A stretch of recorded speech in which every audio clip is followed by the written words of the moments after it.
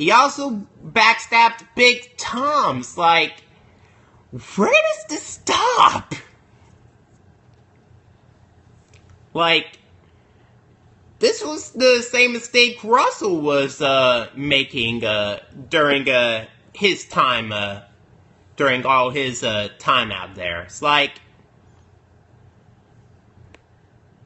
he didn't know how to keep the personal side of the game and the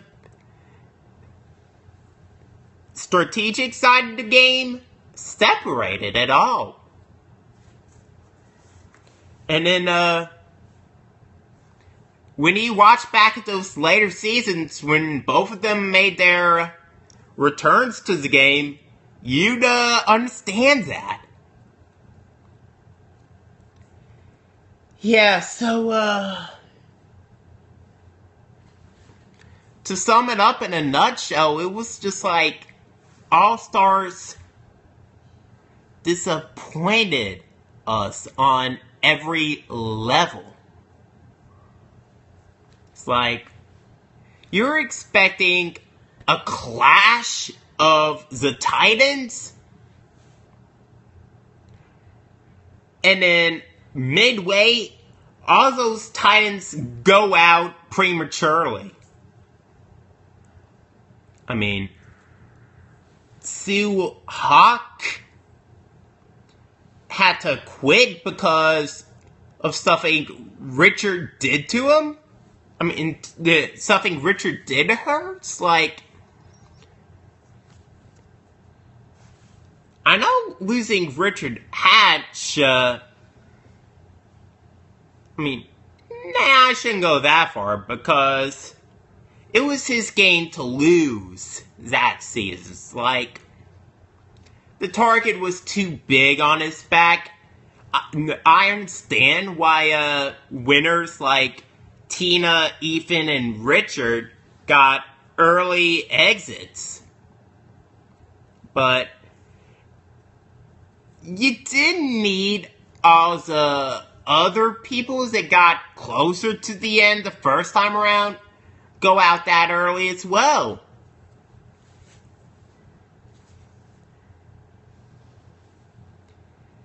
And then you have, when you get to that merge, it's like, those weren't all-stars. Especially not a person I had a problem with when I was watching that season. Yeah. You know where this is going. I was not a fan of Rupert Boneham during that, during his first 2 seasons. Like, all I got out of him was the bearded, hairy, pirate, wannabe, greedy, smug-like person. That's at least what I saw out of it the first 2 times. And looking back on now, I understand why he got popular. Like, he's a selfless man. Like, the smug, greediness, evil guy that I thought he was totally opposite of what he was throughout all 4 of his games. At the same time, though, I understand why people started to dislike him in the later part of his career. It's like, some people would say that he's just overrated and annoying and didn't really have a game. It's kind of like the same ways that people felt about Tim Tebow when he was in the NFL. It's like, for every person that bought on to the Tim Tebow craze, there were several other people that weren't a fan of him and didn't buy into that at all. Rupert is a lot similar to that, and back then I was glad that he didn't win, but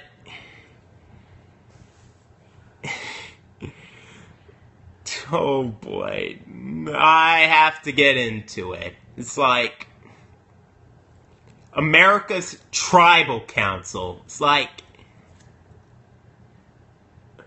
you could not be this blatant.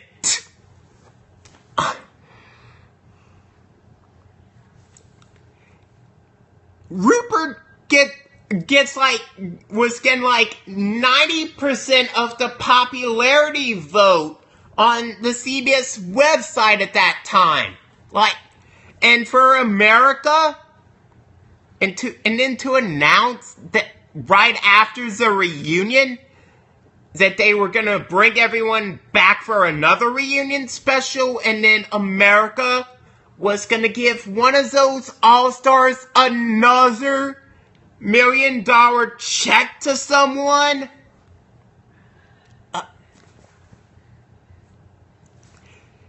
No way on God's green earth that anyone could be this stupid.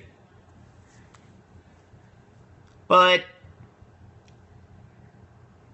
even with Rupert winning that portion of the vote, that special was just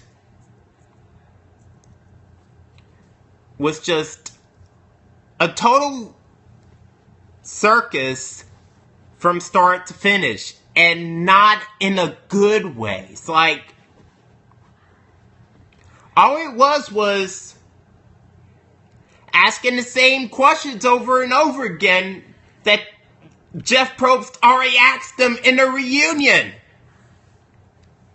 And then reviewing those side polls, like best moments, best rivalries. It's like, those outcomes were the same as the America's Tribal Council vote. They were all, I felt like they were all set up to give Rupert more kudos from the fans than he already gets. Like, giving him more opportunities to mug that smile at the camera and then get back up and, at the crowds. Like, I have nothing against Rupert right now, especially nowadays. I mean, I'm not really crazy over him, but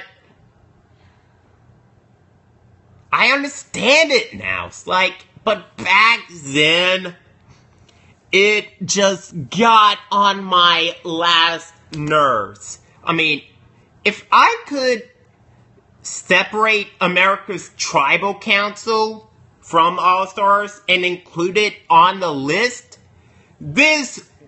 America's Tribal Council would have been at the bottom of the list. Like, consider it the number 31 section. The number 31 rankings. Like, it was the worst thing to ever have the Survivor name on it. And believe me, I've played both of the Survivor PC games that were poorly created. It's like, that's saying a lot. But even with America's Tribal Council, Survivor All-Stars was a letdown from start to finish. It's like, you were expecting something totally big, and it went way below expectations.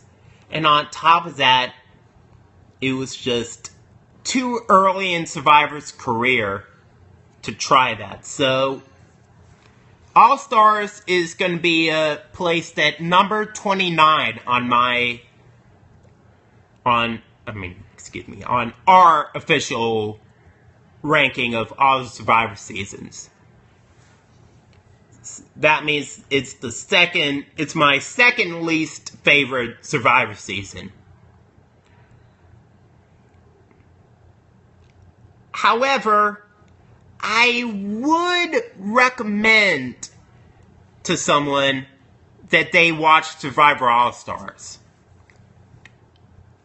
I mean, I seriously would recommend All-Stars to a Survivor fan. Because it has a few moments worth watching, and